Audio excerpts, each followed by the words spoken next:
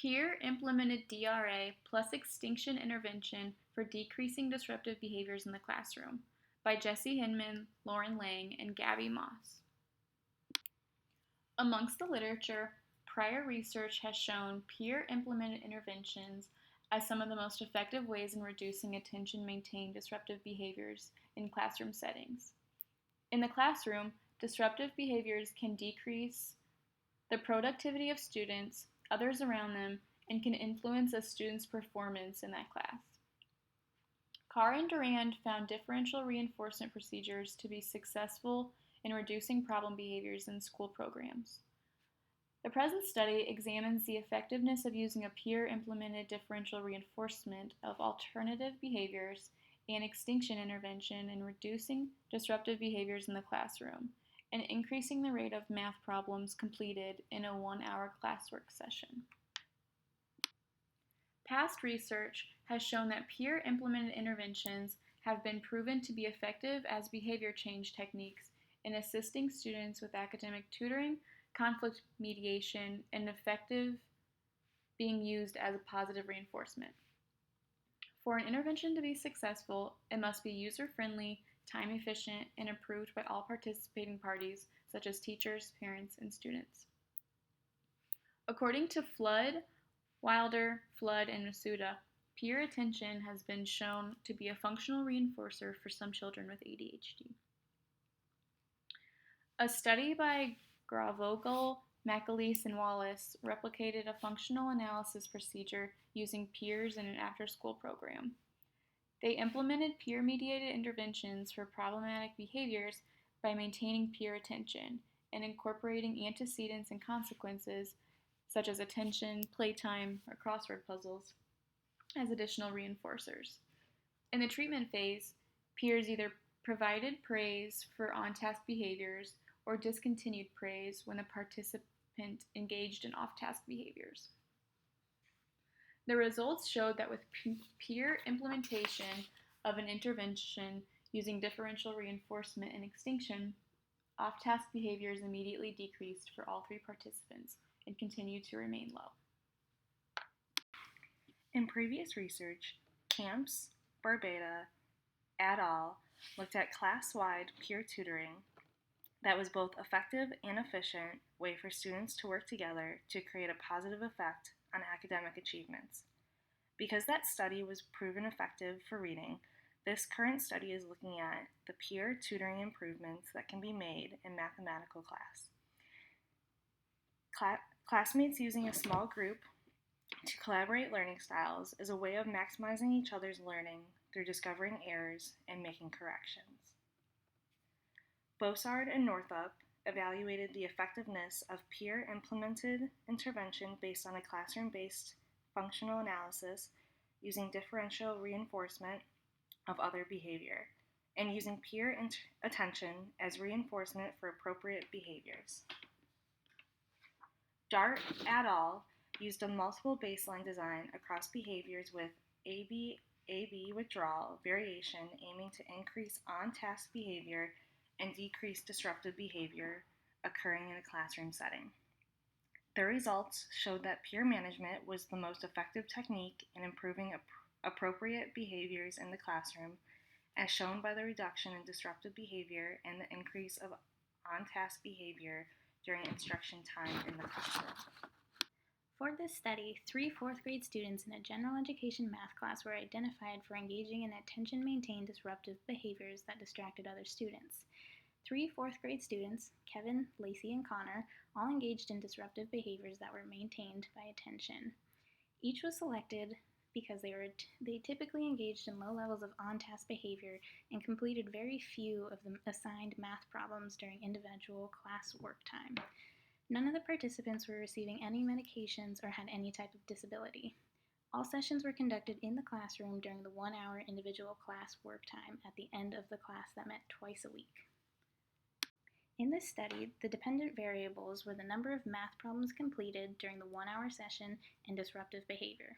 The independent variable was the peer-implemented intervention of differential reinforcement of alternative behaviors plus extinction. Measurement was used to determine the number of math problems completed by using permanent product measurement.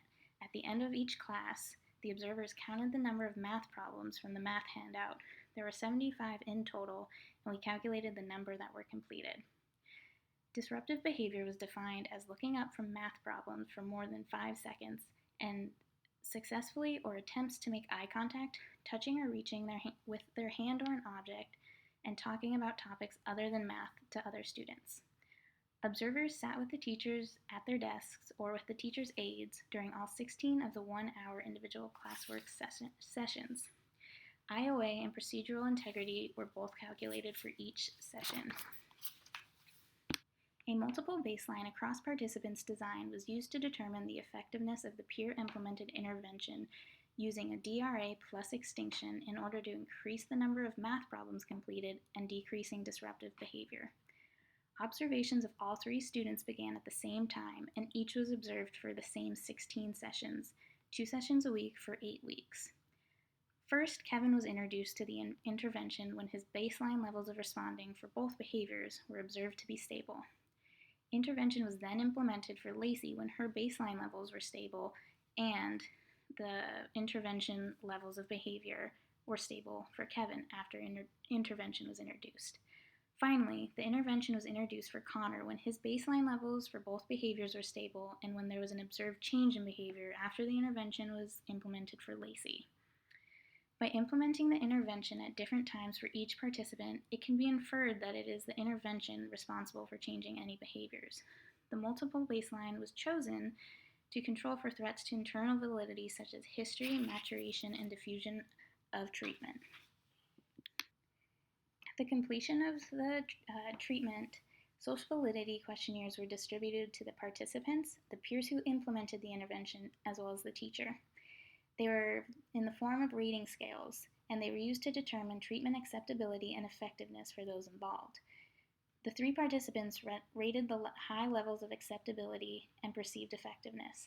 On average, the peers who implemented the procedure rated the treatment as easy to implement, and many expressed that they enjoyed being able to help their classmates. Lastly, the teacher reported high levels of treatment acceptability. The first step of the procedure included observer training and data collection. Before beginning the study, those who would be assisting in direct classroom observation as well as video observation were trained on target behavior definitions and data collection. Observers practiced taking data and participated in mock observation until they were able to show competency before doing the direct observations. In total, 4 different observers were used in the study, the main researchers and the teacher's aide. Next, peer intervention training was done. In the classroom, students sat at desk formations of 4.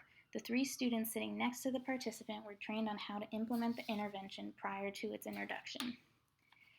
When the intervention was introduced, peers were instructed to no longer pay attention to the student when they were off task. They were told that if the participant was doing anything other than their math problems, they were not to look or speak to them. They were told if they noticed that their peer was on task working on math problems, they could give social praise such as, "Wow, you finished a lot of problems," and then return to their own work, not making conversation. Peer implementers practiced the procedure with the researchers in mock scenarios until they demonstrated they could do it correctly. During baseline condition, the 3 participants were observed in their natural classroom setting during the 1-hour individual classwork session. Data was collected on disruptive behavior during the 1-hour session, and it was also collected on the number of math problems completed at the end of the session. During the intervention, the 3 classmates sitting next to the students were trained on the procedure the day before the class when intervention would begin. Disruptive behaviors were put on extinction, and the peer implementers did not make eye contact, verbally respond, or acknowledge what the student was doing. They were told if they needed to, they could shift their body away from the participant. They were also instructed to differentially reinforce working on math problems when they saw that the student was working by delivering a moment of praise. Data was collected on disruptive behaviors during the 1-hour session, as well as the number of math problems completed at the end of the 1-hour session. The results were, for math problems completed in the baseline condition, Kevin completed math problems at a rate of 15 per hour. During the intervention condition, he completed problems at a rate of 41 per hour. In baseline condition, Lacey completed math problems at a rate of 15 per hour. During the intervention condition, she completed problems at a rate of 42 per hour. In the baseline condition, Connor completed math problems at a rate of 17 per hour. During the intervention condition, he completed problems at a rate of 37 per hour. After intervention was introduced, both Kevin and Lacey were on an average completing more than 50% of the math problems they were given. On average, Connor was completing 49% of the math problems after intervention was introduced. Our results for disruptive behavior were: in the baseline condition, Kevin engaged in disruptive behavior at a rate of 13 times per hour, and after the intervention was introduced, he engaged in disruptive behavior at a rate of 6 times per hour. In baseline condition, Lacey engaged in disruptive behavior at a rate of 11 times per hour, and after the intervention was introduced, she engaged in disruptive behavior at a rate of 5 times per hour. In the baseline condition, Connor engaged in disruptive behavior at a rate of 17 times per hour, and after the intervention was introduced, he engaged in disruptive behavior at a rate of 7 times per hour. All three students' averages instances of disruptive behavior decreased by at least 50%. Figure 1 shows the instances of disruptive behavior of 3 fourth grade students during baseline and peer implemented intervention phases.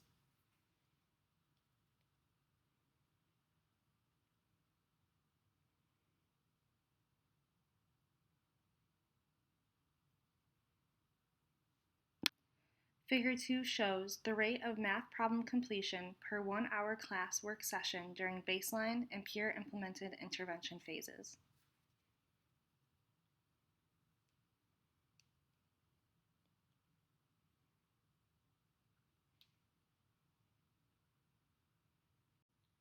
In our study, we discovered a limitation in the external validity.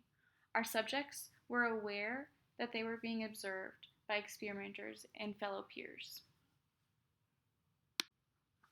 In the future research of peer implementation, we would look at setting a schedule of reinforcement, larger groups of participants, same age groups over multiple years, different school subjects, diversifying age ranges for comparison, and examining correlations between grades and occurrences of disruptive behaviors of the entire class. These are our references.